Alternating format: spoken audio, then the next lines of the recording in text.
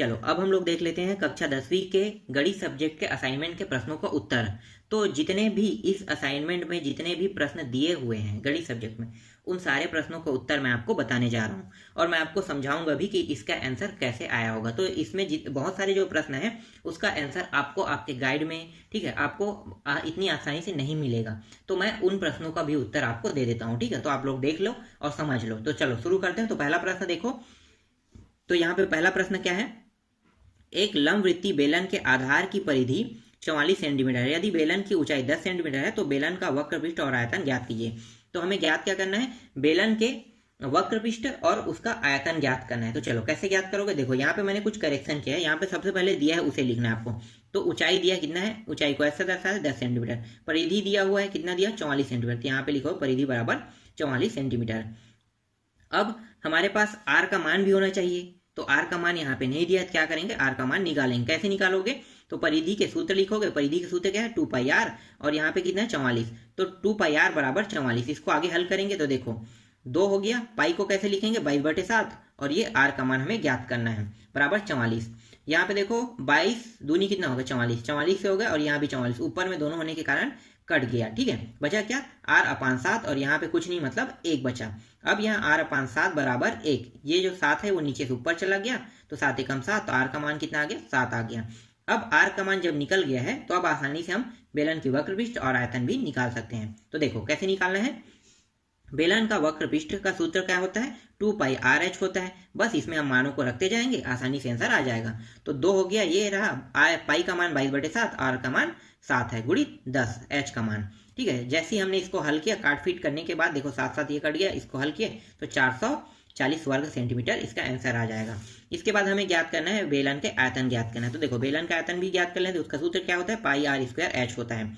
22/7 गुणित 7 आर का मान, फिर आर का वर्ग था तो 2 बार लिखना है, तो 7 गुणित 7 बराबर गुणित 10 हो जाएगा। तो ये हो जाएगा 1540 घन सेंटीमीटर हो जाएगा। तो यहाँ पे आ गया इसका आंसर 1540 घन सेंटीमीटर। इसके बाद अब हम लोग देख लेते हैं दूसरा प्रश्न को, ठीक है। दूसरा प्रश्न क्या है, दूसरा प्रश्न है दूसरा प्रश्न है, यदि एक घनाभ की लंबाई 10 सेंटीमीटर, चौड़ाई 4 सेंटीमीटर तथा आकाशीय विकर्ण की लंबाई 141 सेंटीमीटर है तो घनाभ की ऊंचाई ज्ञात कीजिए। तो हमें घनाभ की ऊंचाई ज्ञात करना है। तो घनाभ की ऊंचाई कैसे ज्ञात करोगे, तो देखो यहाँ पे आकाशीय क्या दिया हुआ है, आकाशीय विकर्ण दिया हुआ है। तो आपको क्या लिखना है, यहाँ पे लिखना है, ठीक है, क्या लिखना है, दिया है कह के, यहाँ पे आप लिखो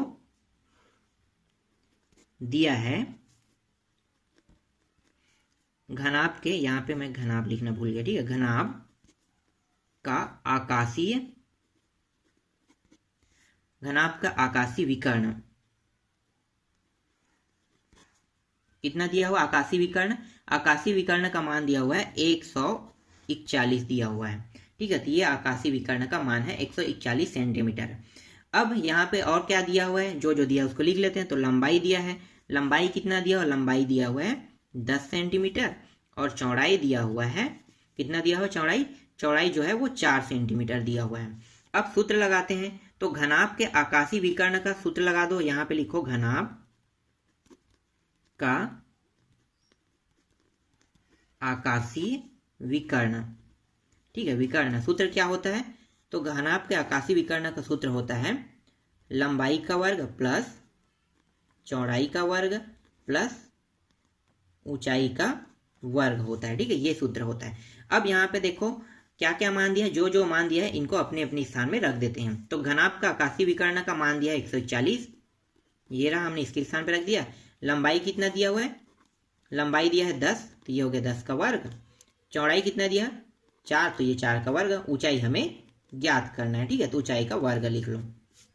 अब दोनों में देखो अंडर रूट लगा है, तो दोनों में अगर अंडर रूट लगा है तो दोनों से अंडर रूट हम हटा देते हैं। तो दोनों में है इसलिए हट गया, तो बचा क्या, 141 बराबर 10 का वर्ग, 4 का वर्ग प्लस ऊंचाई का वर्ग। यहाँ पे ये हो गया 141 बराबर, ये दोनों हल कर लेते हैं, तो ये 100 हो गया, और ये 4 चौक 16 हो गया, प्लस ऊंचाई का वर्ग हो गया। इन दोनों को जोड़ेंगे तो 116 बराबर 141 प्लस ऊंचाई का वर्ग।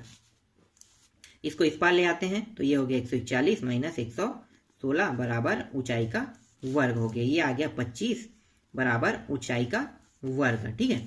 अब यहाँ पे क्या करेंगे, यहाँ पे जो ऊंचाई दिया हुआ है, ठीक है, इसमें से अंडर रूट अगर हटाएंगे तो क्या बन जाएगा, सिर्फ ऊंचाई बस बन जाएगा। तो ये ऊंचाई बस हो गया और अंडर रूट यहाँ पे आ जाएगा, सॉरी वर्ग हटाएंगे ना तो अंडर रूट यहाँ पे आ जाएगा। अब यहाँ पे क्या बाहर निकल सकता है, 5 बाहर निकल गया और ये हो गया ऊंचाई। ठीक है, तो ऊंचाई का मान कितना है, ऊंचाई का मान 5 और यही हमें ज्ञात करना था। ठीक, समझ में आया ये प्रश्न। चलो आगे देखते हैं तीसरा प्रश्न। तीसरा प्रश्न देख लेते हैं। तो तीसरा प्रश्न कहाँ पे है, 1 मिनट मैं आपको दिखा देता हूँ। ठीक है, यहाँ पे मिल गया। ठीक है, यहाँ पे देखो तीसरा प्रश्न में देखो, दो गोलों के आयतनों का अनुपात 64:27 है, उनके पृष्ठीय क्षेत्रफल का अनुपात ज्ञात कीजिए। तो पृष्ठीय क्षेत्रफल के अनुपात ज्ञात करेंगे तो यहाँ पे देखो, मान लो पहले गोले की त्रिज्या r1 तो दूसरे गोले की त्रिज्या क्या होगी, r2। क्यों, क्योंकि गोले की त्रिज्या यहाँ पे नहीं दिया है, तो पहले दूसरे में r1 r2 और इसके अनुपात कितना दिया है 64:27, तो यहाँ पे 64:27 लिख लो।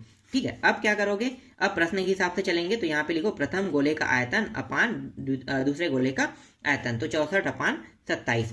अब गोले के आयतन का सूत्र क्या होता है, तो देखो यहाँ पे π/3 πr² क्यूब होता है। तो यहाँ पे हमने दोनों गोलों के लिए रख रहे, r1 पहले को दर्शाए और ये दूसरे को दर्शा रहे हैं। यहाँ पे जो जो सेम है वो कट जाएगा। क्या क्या सेम है, 4/3 4/3 पाई सब सेम है।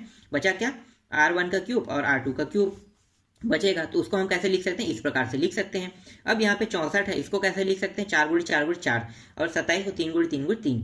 तो इसको हम 4 करके 3 का घात बाहर में, यहाँ भी वैसे ही किया है। ठीक है, तो ये 4/3 बन गया। अब दोनों में देखो घात है तो दोनों से घात क्या कट जाएगा, बचेगा क्या, r1/r2 4/3 बस बचेगा। समझ में आया यहाँ तक। ठीक है, अब ये हो गया गोले के पृष्ठीय तलों का अनुपात। चलो आगे देखते हैं। इसके बाद देखो प्रथम गोले का पृष्ठीय क्षेत्रफल निकालते हैं। तो क्षेत्रफल का सूत्र क्या होता है, और देखो दूसरे गोले का पृष्ठीय क्षेत्रफल दोनों भाग के रूप में है। तो देखो दोनों के सूत्र ये रहा और ये रहा उसका मान। ठीक है, ये दोनों सेम सेम होने के कारण कट गया, 4 पाई और 4 पाई कट गए, बचेगा r1 का वर्ग r2 का वर्ग। r1 का मान कितना है और r2 का मान कितना है, तो r1/r2 का मान है 4/3। तो यहाँ पे हमने 4/3 को यहाँ पे रख दिया और यहाँ पे वर्ग लगा है। वर्ग दोनों में करेंगे 16/9 हो जाएगा। तो ये होगा 16:9 प्राप्त होगा। इस तरह से इसका आंसर निकल गया। समझ में आया ये भी प्रश्न। चलो आगे देखते हैं, नेक्स्ट प्रश्न को देखते हैं। चौथा प्रश्न क्या है, चौथा प्रश्न, 1 मिनट ना मैं चौथा प्रश्न दिखाता हूँ। चलो चौथा प्रश्न है, बेलन का आयतन और वक्र पृष्ठ का क्षेत्रफल क्रमशः 24,750 घन सेंटीमीटर और 3300 वर्ग सेंटीमीटर है। बेलन के आधार की त्रिज्या और उसकी ऊंचाई ज्ञात कीजिए। तो हमें आधार की त्रिज्या और उसकी ऊंचाई ज्ञात करना है। ठीक है, तो चलो इसको भी हल करते हैं। तो यहाँ पे सबसे पहले आप क्या लिखोगे, बेलन के आयतन लिखोगे। ठीक है, तो बेलन का आयतन दिया हुआ है, कितना दिया हुआ है, बेलन का आयतन, बेलन का आयतन दिया हुआ है 24,750। ठीक है, सेंटीमीटर क्यूब दिया हुआ है आयतन घन में। ठीक है, इसके बाद देखो बेलन का जो वक्र पृष्ठ है, ठीक है, तो वक्र पृष्ठ का क्षेत्रफल लिखो, वक्र पृष्ठ का क्षेत्रफल कितना दिया हुआ है, 3300 सेंटीमीटर स्क्वायर दिया हुआ है। अब ये जो बेलन के वक्र पृष्ठ का क्षेत्रफल है, इसका सूत्र क्या होता है, इसका जो सूत्र होता है वो होता है 2πrh और इसका मान कितना है 3300। ठीक है, अब हम सबसे पहले क्या करेंगे, r का मान निकालेंगे। जब तक के r का मान नहीं निकलेगा तब तक के क्या होगा, तब तक के हम आगे हल नहीं कर सकते। ठीक है, तो पहले अभी हम इसे थोड़ा सा हल कर लेते हैं। तो यहाँ पे πrh बराबर 3300/2 कट के कितना प्राप्त हो गया, ये हो जाएगा 1650 प्राप्त हो जाएगा। ठीक है, इसको हम देते हैं पहला समीकरण नाम देते हैं, ये बाद में उपयोग होगा। ठीक है, कैसे उपयोग होगा मैं आपको बताऊंगा। ठीक, यहाँ तक समझ में आ गया आपको।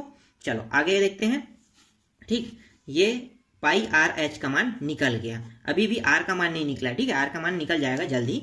अब क्या करेंगे, जो बेलन का आयतन दिया उसे लेते हैं। तो बेलन यहाँ पे लिखो का आयतन बराबर कितना दिया है, 24,750 दिया हुआ है। अब बेलन के आयतन का सूत्र क्या होता है, बेलन के आयतन का सूत्र होता है पाई, ठीक है, यहाँ पे जो पाई r² h होता है और इसका मान कितना है 24,750 दिया हुआ है। ठीक, यहाँ तक समझ में आ गया। अब मैं इसे कैसे लिख सकता हूँ, r को इससे ऐसा लिख सकता हूँ, r × r और यहाँ पे h, इस तरह से लिख सकता हूँ, बिल्कुल लिख सकता हूँ, क्योंकि r को मैं दो भागों में तोड़ सकता हूँ। 24,750 इसको लिखो। अब इसे मैं थोड़ा सा क्रम में जमा लेता हूँ, जैसा ये है इसी तरह से जमा लेता हूँ। तो πrh × r इस तरह से कर लेता हूँ। तो 24,750 ये हो गया। इसका मान कितना रखेंगे, देखो समीकरण 1 से हम क्या करेंगे, यहाँ पे मान रखने पर, तो यहाँ पे लिख लो समीकरण 1 से मान रखने पर।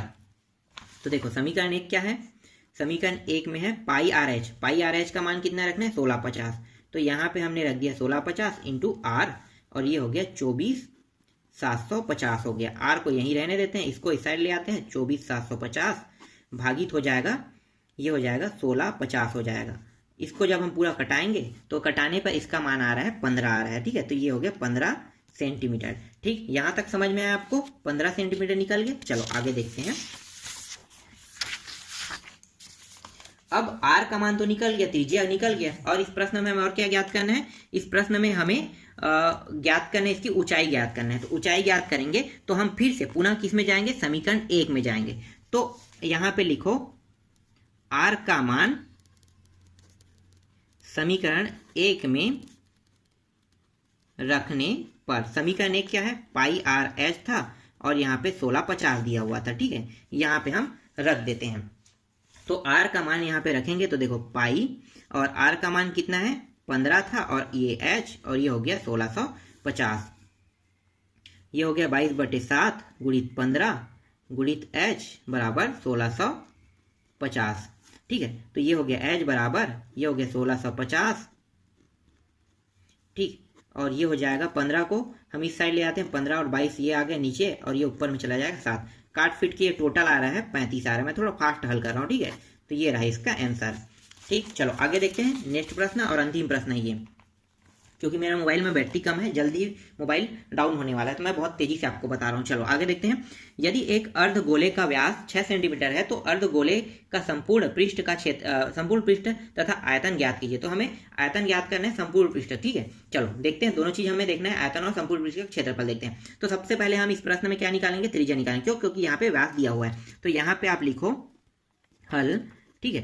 त्रिज्या कैसे निकालते हैं, तो त्रिज्या निकालते हैं व्यास अपान 2। तो व्यास कितना है 6 दिया हुआ है इस प्रश्न में, और ये हो गया 2, तो ये आ गया त्रिज्या 3 सेंटीमीटर, ठीक। ये निकल गया। अब हमें क्या निकालना है, त्रिज्या निकल गया, तब आसानी से हम निकाल सकते हैं। तो अब इस प्रश्न में हम आयतन भी निकाल सकते हैं आसानी से, और साथ ही साथ उसके वक्रपृष्ठ क्षेत्रफल। तो सबसे पहले हम यहाँ पे निकाल लेते हैं वक्रपृष्ठ का क्षेत्रफल। तो यहाँ पे लिखो संपूर्ण पृष्ठ का क्षेत्रफल, ठीक है। संपूर्ण पृष्ठ का क्षेत्रफल क्या होता है, तो ये होता है 3 पाई, ठीक, अर्धगोले का है ना ये सभी, 3 पाई आर स्क्वायर होता है। इसके मानों को रख देते हैं, 3 गुणित 22/7 गुणित आर का मान कितना है, आर का मान है यहाँ पे 3 है, 3 का 2 बार, ठीक है। आगे ये पूरा हल करें काट फिट करके, तो ये आ रहा है यहाँ पे 84.85 आ रहा है, ठीक है। तो ये इसका आंसर है, सेंटीमीटर स्क्वायर लिख लो। इसके बाद है संपूर्ण, इसके बाद हम लोग आयतन निकालते हैं, ठीक है, अर्धगोले का आयतन। तो यहाँ पे आयतन मैं लिख लेता हूँ, मैं तो शॉर्टकट लिख रहा हूँ, तो यहाँ पे आप क्या लिखना, अर्धगोले का आयतन लिख लेना, ठीक है। चलो आगे देखते हैं अर्धगोले का आयतन। आयतन का सूत्र क्या होता है, अर्धगोले का आयतन का सूत्र होता है 2/3 पाई आर क्यूब होता है, ठीक है। इसमें अब मानों को रख देते हैं, तो 2/3, पाई का मान 22/7, आर का मान 3 गुणित 3 गुणित 3, ठीक है। आगे हल करो, तो ये आगे हल करते हैं, तो ये हो जाएगा 300, देखो यहाँ पे कट रहे ये दोनों, काट दो, ठीक है। ये हो जाएगा 396/7, तो ये हो गया 56.57, और ये क्या होगा, ये इसका आंसर होगा। तो इस तरह से गणित के असाइनमेंट में जितने भी प्रश्न हैं उन सारे प्रश्नों का उत्तर मैंने आपको प्रोवाइड करा दिया, ठीक है। तो ये आप सब देख लेना।